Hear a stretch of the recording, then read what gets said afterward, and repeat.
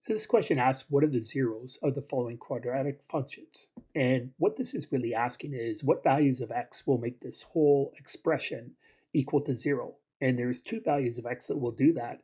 First of all, if x itself is equal to 0, well, then this is going to be 0 times 3. So the whole expression is equal to 0. And also, if what's in the bracket, the x plus 3, results in 0, then this will also have a solution of 0. So because if you substitute in, and if x plus 3 equals 0, then we know that x has to be negative 3. So the two solutions here are x equals 0 and x equals negative 3. Over here in B, again, we have two possible solutions for values of x that result in this whole expression equaling 0. And so if we have 2 times x, and if we substitute in 0, this is going to be 2 times 0. So that would end up being 0 times anything will be 0. So this is x equals 0. And also, if we have x minus 2, well, if we substitute in 2 for x, this is going to be 2 minus 2, also ends up in 0. So the other possible value of x is going to be then 2. In this one, we've got if 5 minus x results in 0, well, that's going to be the whole expression will equal 0. So this is going to be x equals, well, 5 minus 5 will result in 0. So 5 is one of the roots, or one of the zeros.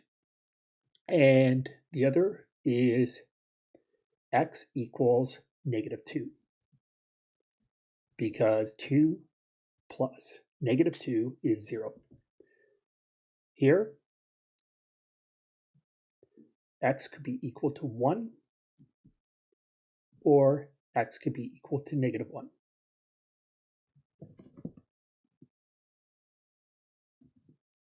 So x equals 1 or x equals negative 1.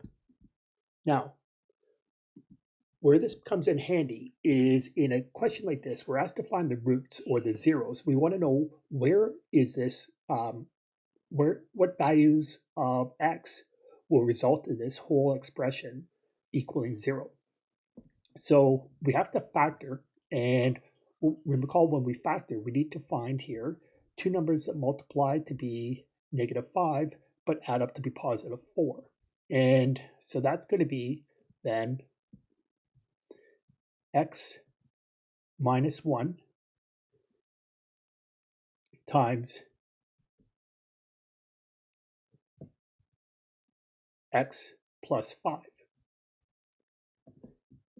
Because here, remember that negative 1 plus 5 is positive 4, and negative 1 times 5 is negative 5.